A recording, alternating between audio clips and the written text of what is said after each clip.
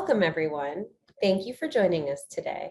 My name is Dr. Lisa Cain. I'm an associate professor at the Chaplin School of Hospitality and Tourism Management at Florida International University, and I would like to welcome you to the International Luxury Hotel Association's webinar on Post-COVID Travel Trends Reveal a Shift in Consumer Behavior, moderated by myself, with the following esteemed panelists. First, we have Daniel Hostettler, President and Chief Executive Officer of the Boca Raton, Jasen Lew, CEO and co-founder of Glowing, Anja Luthje, CEO and founder of Unique Hospitality Solutions, and Stephen Davis, Vice President of Pricing and Revenue Services for Integrated Insight.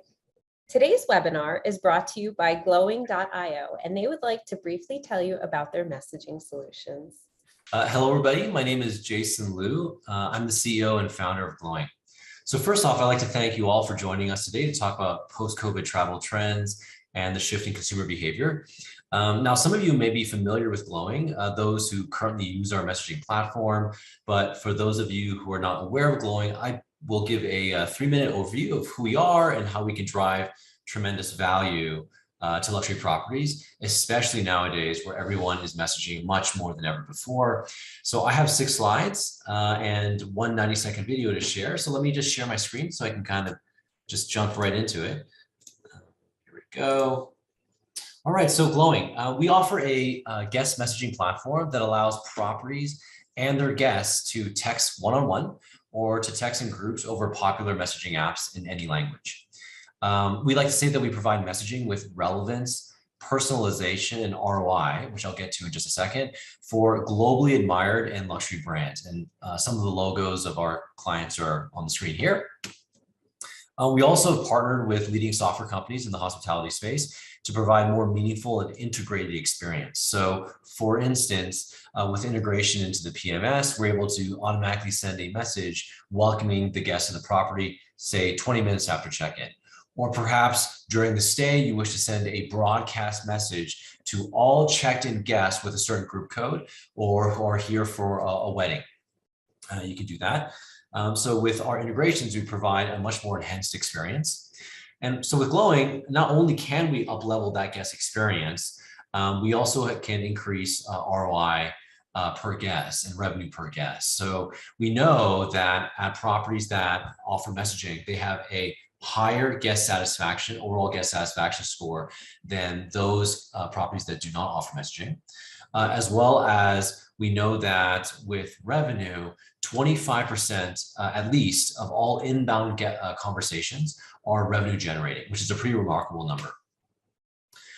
With messaging, and this is a chart that pretty much summarizes not only Glowing, but really messaging overall in terms of the last 3 years. So this chart represents the number of messages that have been exchanged in our platform since January of 2019. So about 3.5 years.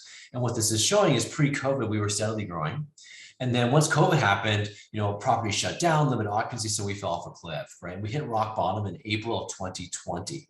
But what was really interesting is that just 3 months later, in July of 2020, we actually surpassed our pre-COVID highs and have been growing 20% month over month ever since. So you can see that messaging has just really exploded from COVID. And if we try to understand why that is, and we take a look at a lot of our clients' TripAdvisor reviews from their guests, we can really distill it down into like 3 areas. We know that guests love messaging because it's easy for them to book, order food, make spa reservations, things like that. They can provide, messaging provides for better service. Anytime they have a question, they can just message for instant response. And then the third is that it allows for social distancing. So allow me to share a 90-second video of our platform in action. I wonder when our room's going to be ready.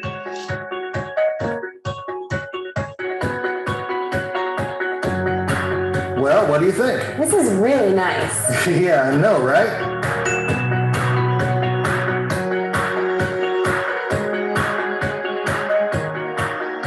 This looks kind of messy. Yeah. Maybe we should tweak this. I think I'll just let the hotel know about it.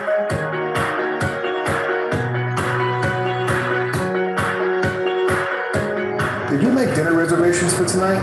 No, I thought you did.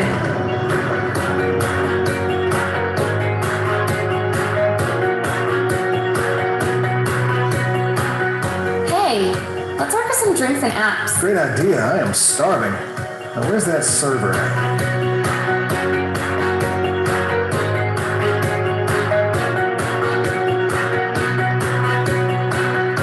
I'm going as fast as I can.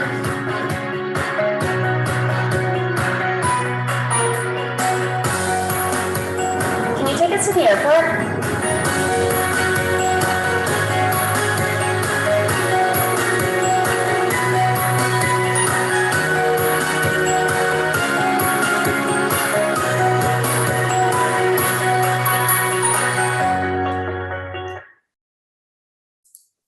So thank you all for allowing me the opportunity to share who we are. Please don't hesitate to contact us at glowing.io to learn more about how we can help your specific property adopt messaging successfully to drive engagement and overall ROI. So thank you again. So let's get started with today's discussion on post-COVID travel trends reveal a shift in consumer behavior. The first question that I'd like to pose is, how has consumer behavior evolved post-pandemic? Daniel, let's start with you. Well, I definitely think that for us running a 1,000-room property, even pre-pandemic, guests were really not looking to go at the luxury end of the spectrum to a 1,000-room property. And I think that's even more evident post-pandemic. And that is part of our entire repositioning of this resort from a 1,000-room, the way it was previously run as a 1,000-room sort of convention hotel, and into 5 individual lodging products on a greater campus, and you choose your lodging product, which is tailored to the individual, and the individual experiences, which I think people are looking for nowadays, and then you have the run of the property. And I think we're seeing a lot more guests that are looking for experiential travel and outside of the big box, which is also why we deflagged from Waldorf Astoria and went independent. And that tends to be, I think, what the modern traveler is looking for, these sort of individual, smaller, curated experiences. I definitely have seen that as well. Anja, what has your experience been? So I would like to add that the service component, I think, during the pandemic and lockdown, those people that were traveling were kind of more forgiving on service levels not being quite up where they were. But I think now we're seeing that customers are definitely expecting the high level of service again, and also for the service to have changed to actually more elevated levels.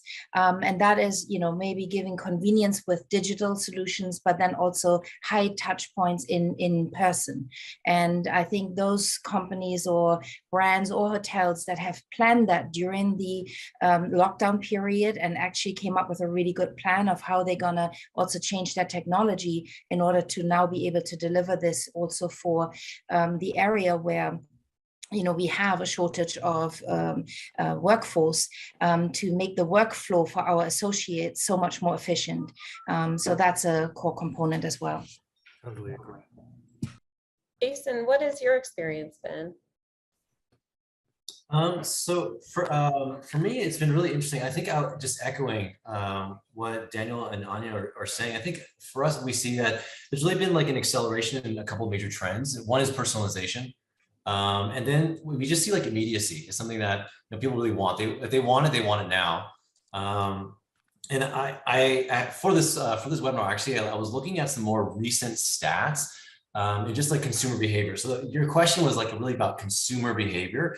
And so some like stats that were pulled from this year. We have a close relationship with Meta, or formerly Facebook, and some stats that they recently done, some research they recently done, I thought was actually quite apt to this question. Number one, 50% of adults use chat to conduct commerce, which is pretty remarkable. I think 1 out of 2 people, adults, actually use chat to conduct some sort of business. And then 77% of adults are more likely to purchase a product or service with an organization that allows for messaging or chatting. And then probably one of the most remarkable things that they uncovered was over 1 billion people a week message with an organization. And so you think about that, that's really remarkable, to conduct business. So that's something that has absolutely been just accelerated during and post-pandemic.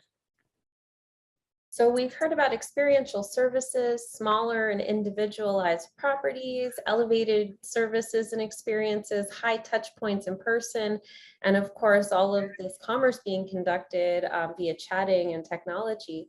Stephen, what has your experience been? Yeah, so I think a couple of things that we've seen. One is an interesting shift in studies on interest in drive market travel and less interest in air travel. And I think we saw certainly during COVID where there was a lot of restrictions, but we've seen that continue. Now we have high gas prices probably causing some headwinds there, but those barriers still don't seem enough to keep consumers from traveling. The other one is we've seen a lot less price resistance. ADRs, willingness to pay has been much higher. I think there was initially some thoughts, well, consumers have extra cash in the bank. A lot of that's fled through the system now, and we're still seeing that high willingness to travel. And then the only thing else I would note is that while we are feeling that it's less pandemic, more endemic as we move through COVID, we're still seeing studies where around 20% of people are saying that health and safety is a primary concern of theirs as it relates to travel.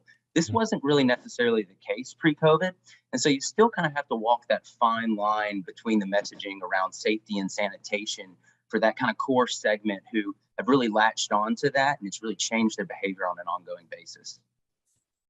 Fascinating. Jason, you threw out really fascinating statistics. 50% of adults use chat to conduct commerce, and over 1 billion people a week message with a company. So I guess that brings me to my next question, which is how are hotels engaging with their guests? Yeah, so it's really interesting. I think that during pre-pandemic, and if we saw that hotels saw and see their guests wanting to message with the property, but then when the pandemic happened and then the hotels shut down, they started reopening up. We saw an explosion of messaging demand. Right. So since July of 2020, basically 3 months after we really hit rock bottom in April 2020, when a lot of hotels were closed, shut down, et cetera, we've seen growth in messaging engagement 20% month over month. And with that, hotels are looking to embrace more communicating to where guests want to something that Stephen just said about health and safety. That's one of the reasons why guests want a message, is because everybody has a different feeling about the pandemic, but wherever you are, health and safety is something that you are concerned about. And so with that, messaging allows for people to use their own device, be able to communicate where they want to communicate, and get that immediacy and get that personalization with the guests, between the property and the guests.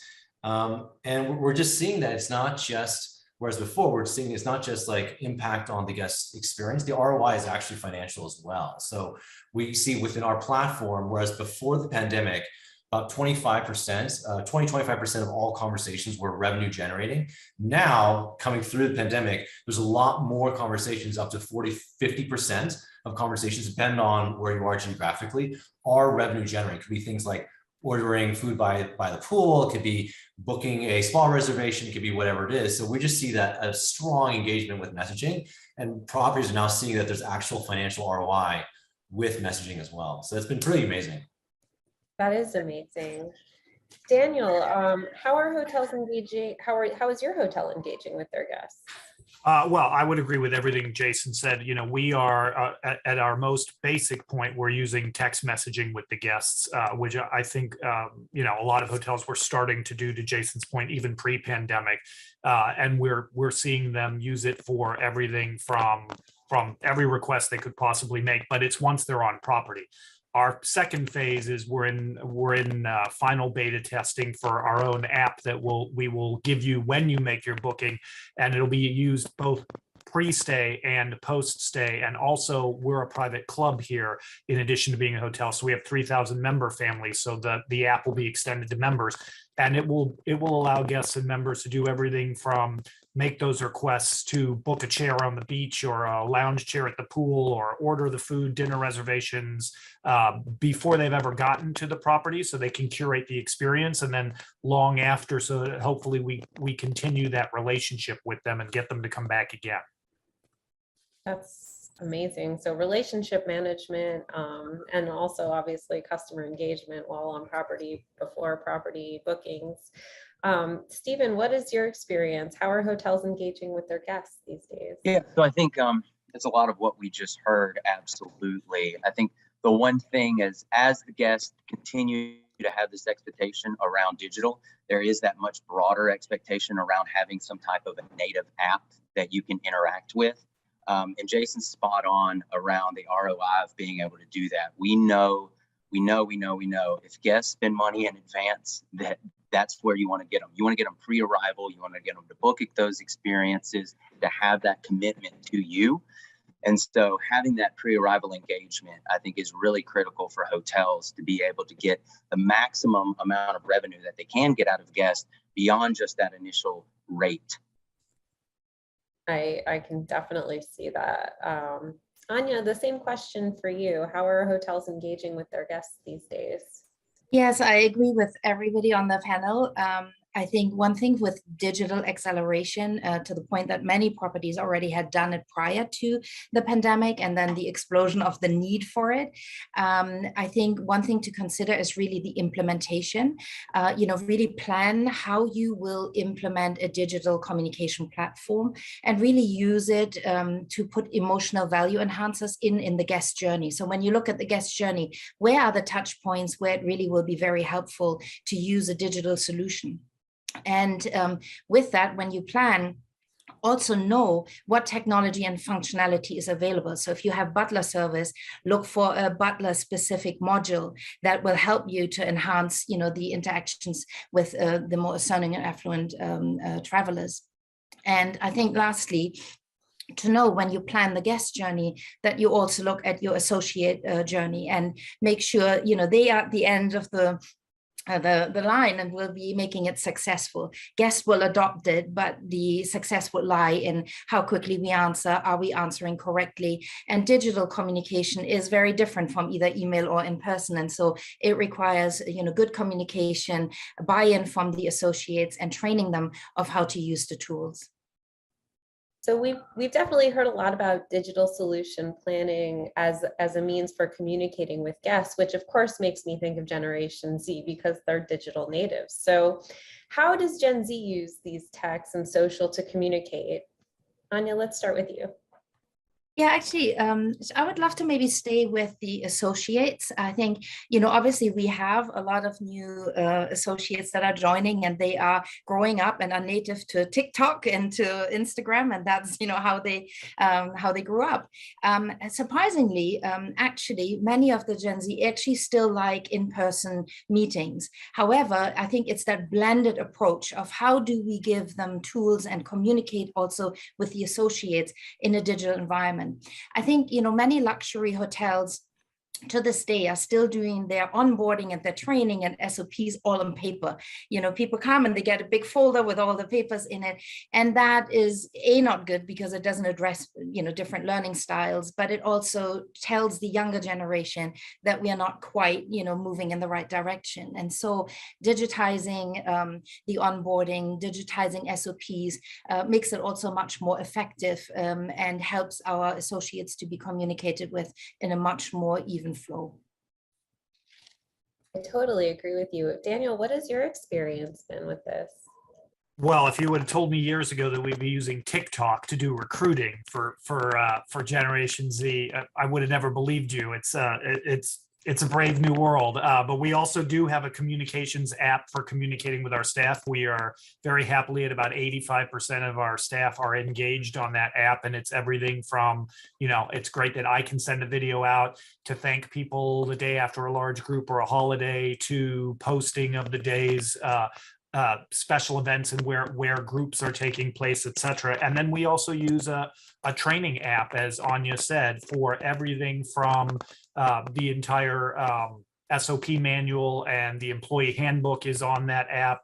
You can go learning on your own speed where with different divisions that have short videos on, a bell valet, how to greet a guest at the car and escort them to their room, things like that, so that we can mix our learning now, which is great when you're reopening a property this large as we are, to have that learning mixed between, the ability to do it live and the ability for the associate to then be able to go at home and view the app again or in a different language. It's an amazing training tool.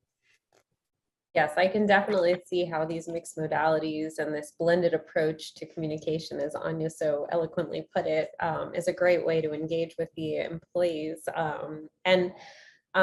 Jasen, what is your experience with this, and do you see it influencing a guest experience, a Generation Z guest experience, as well as the employee side of things? Well, it's a funny question because I am the father of 2 Gen Zers.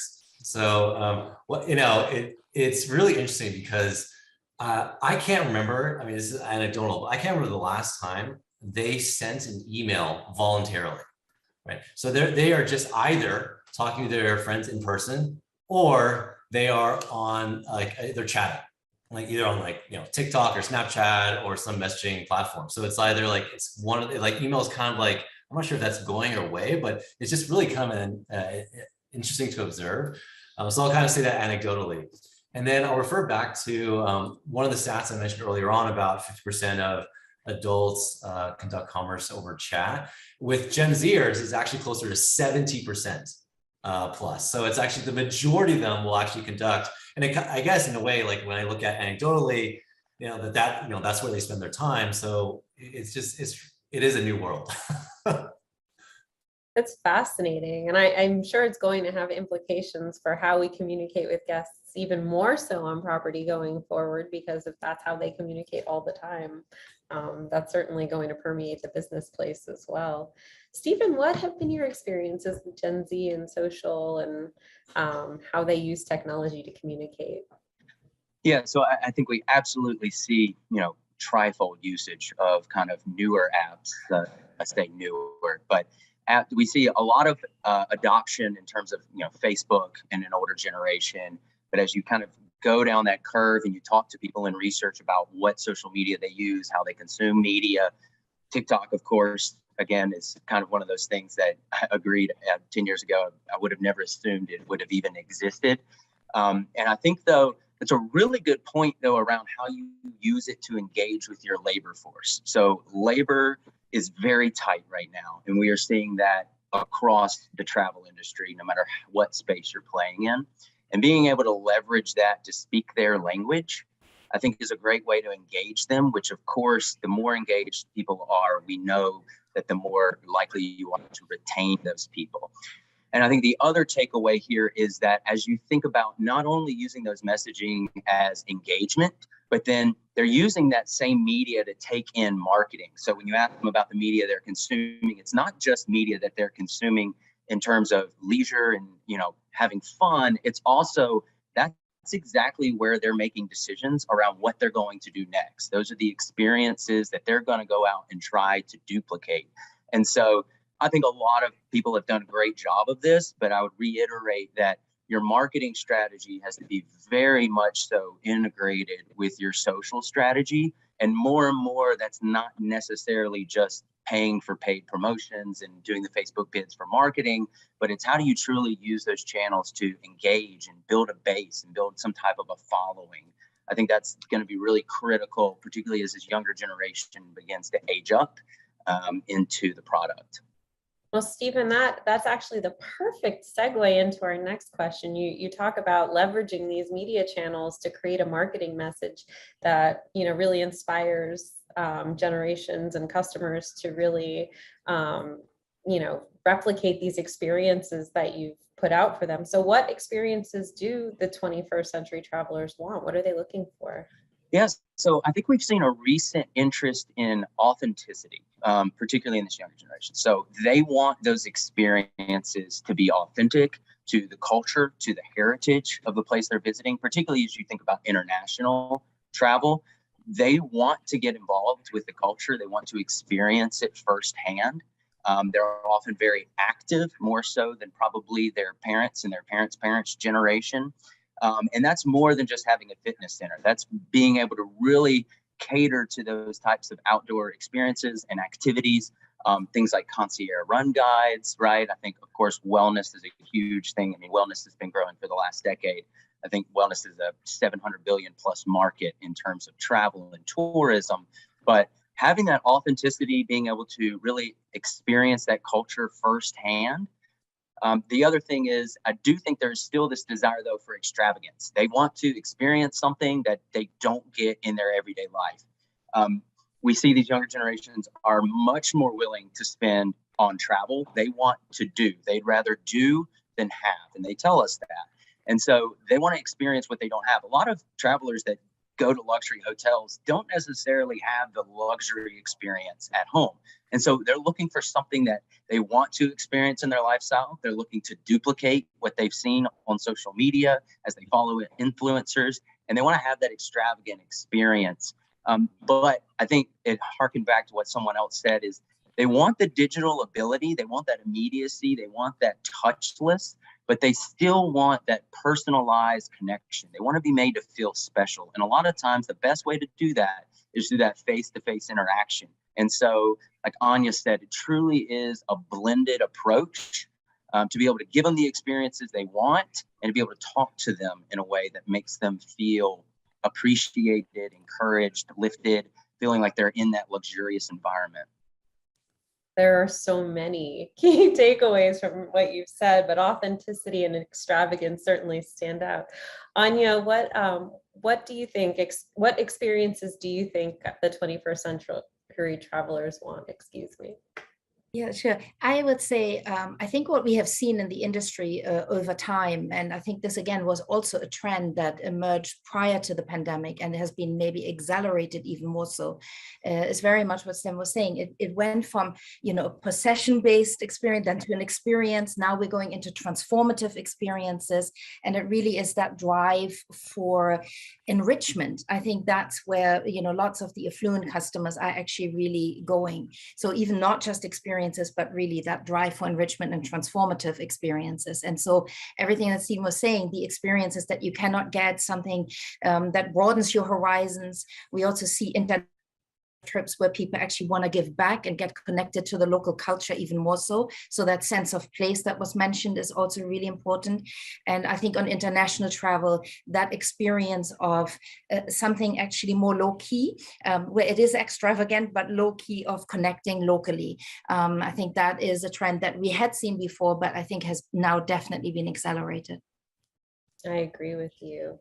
Daniel, what have you seen in terms of Well, I agree with everything that's been said. That sense of place, even on it was said international. I think it's just as important for the domestic traveler to have that sense of place. I think highly curated to the individual traveler, not just something you're doing for everyone.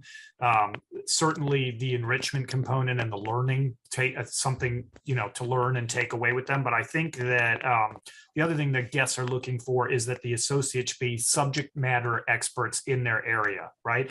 They want to know where to eat, where to visit, where to explore, like a local, not like a tourist, because they want that authenticity. And that means that your associates really need to be the subject matter experts and have all the tools at their disposal, if you have seasonal staff, et cetera, to bring them up to that subject matter expert level as quickly as possible. So we've heard about subject matter experts and personalized experiences, transformative experiences, enrichment, authenticity, extravagance. Jason, what would you add to this list? So I'm not going to be as insightful, but I actually have a question for Anja, if I may. Like, what is your definition of like an enriching experience or a transformative experience? Like, what is it? What is and what is not? Yeah, I think Daniel was mentioning the learning component of learning something new and actually broaden your horizons, where you come back and say, wow, I didn't know this. And also many guests are actually looking for that authentic connection to our staff, right? Like the employees, and actually learning from them. I think it's something after the pandemic to be able to connect with people on a human level and learning from, the subject matter experts that we put in front of our guests is really, really important. I think transformative, it's something to also push and do some activities that you may not have wanted to do before, but now, you're ready to explore something, different, and something, again, that you wouldn't do at home, but something that based on where you're traveling, you're now experiencing and are ready to do it.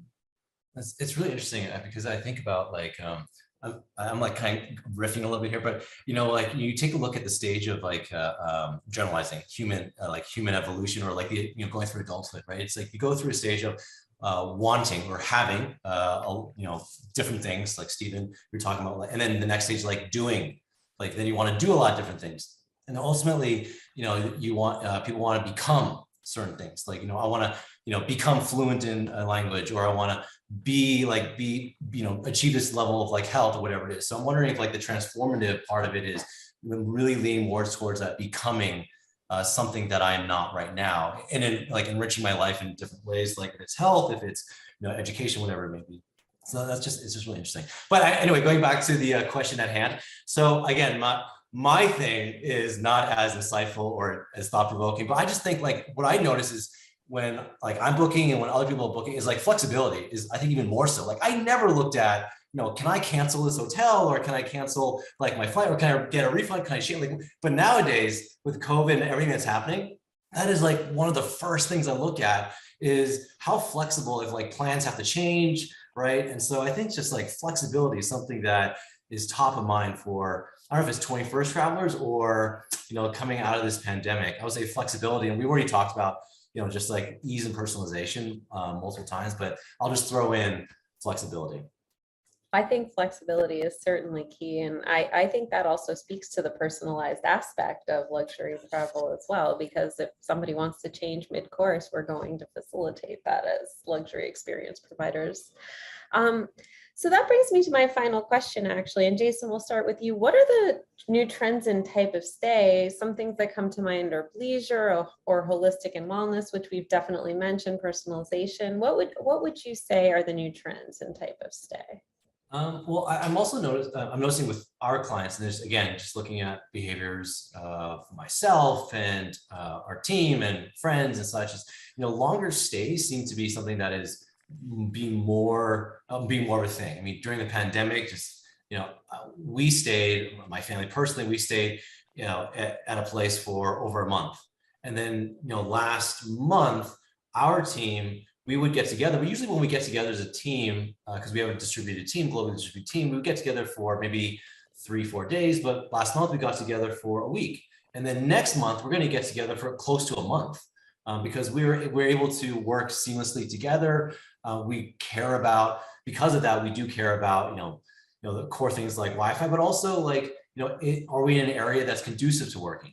Or do we have the facilities beyond just like the business center of a typical hotel? So I would say longer stays, both like personally as well as work-wise, is something that I'm noticing is there. And then again, we already talked about, I think, just acceleration of ease and personalization, and more so, being able to get what I want immediately, and are you really caring about me, and do I feel that me, so that you can care for me and hope, offer potentially these enriching and transformative experiences. So yeah, that's what I would observe. Outstanding. And Stephen, I'll pose the same question to you. What are the new trends and type of stay that you're seeing? Yeah, so I think that the flexibility piece is correct, not only in the, can I book with confidence? Are you going to make me pay for travel insurance? What is your actual policy? We're still seeing a lot of hotels, a lot of cruise lines, things like that, who are, you don't come, that's fine. We'll give you a credit to come back. That's not historically how that has worked. And I think consumers more and more expect that. But then also the flexibility plays into we're seeing a much more widespread use of virtual workplace. We are a virtual company. We actually have been since well before the pandemic, just by chance. But having that ability to that kind of, you alluded to it, that business leisure travel. So having the ability to go with my family on a vacation, maybe extending it to a longer length of stay, and being able to work while I'm there. So spending the day working while I still have that time with them in the evening to explore. And then I want to kind of step back on one thing that Daniel said, which I thought was really insightful too, as it relates to kind of new trends and type of stay. And Anja mentioned as well, they want to feel like a local. I think that people really want to feel like a local. They want to be treated like they're special, and when they're at the hotel. But once they leave those doors, they want to feel like a local. They don't want to go to the place that everyone else goes. They certainly won't want to go eat where everyone else goes. They really want to know, where's the place that we could go? What are the hidden gems? And so that really willingness to say, I'm coming, I want to be treated excellent while I'm at the hotel, but I really also want to find a way to feel like I belong in the community. Yes, I think we've heard a lot about cultural immersion and in this talk, and I definitely see that as a new trend in type of stay, as well as the flexibility, the ease of personalization, and the longer stays. Anja, what are you seeing? I think multi-generational travel is actually really getting much stronger too. It was already a trend again before the pandemic, but I think people are trying to make up for lost time. And I think the desire to be together with all generations. I also think, to be able to see the world through the eyes of your children and grandchildren and connecting that way is key. So properties like, for example, like Daniel was saying, where you actually can offer large accommodations or villas or larger suites and connectivities, that I think those properties will do very well because multi-generational travel is definitely on the increase and rise. And I think also, and that's quite funny, is pets, pet travel. Many properties are, really seeing many more pets being brought along, maybe not so much on international travels, but domestic travel for sure. And I think if you think about it, during the pandemic and lockdown, how many people really, leaned on their pets as a support and now really incorporating them more when they travel as well, particularly as travel gets longer. As already mentioned, the pets often now come along. So those are two things that I kind of noticed from clients. I've personally experienced both of those, and I can definitely see the pandemic ushering in the longer stay and hence the multi-generational and the pet travel as well.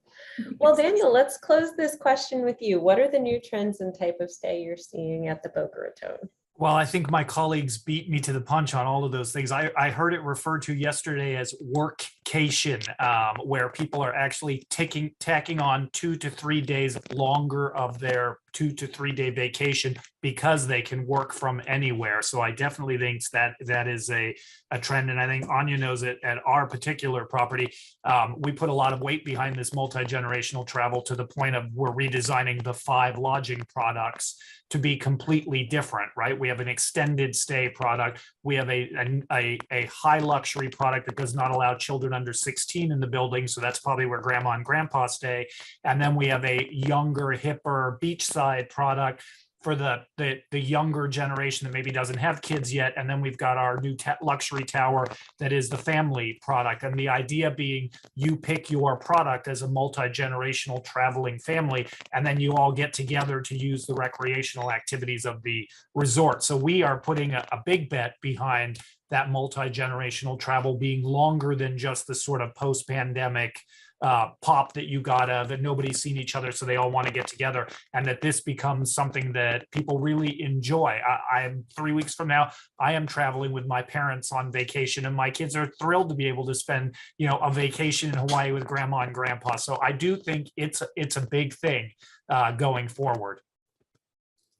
Well, Jasen, Stephen, Anja, Daniel, thank you so much for your insight. If anyone would like to offer any closing thoughts, you're more than welcome to at this time. Well, to close, we'd like to thank you all for joining the International Luxury Hotel Association's webinar series. If you found the webinar to be of value, please do share the recording. Recordings of past webinars can be found on the ILHA's website, theilha.com, under their webinar series. Thank you.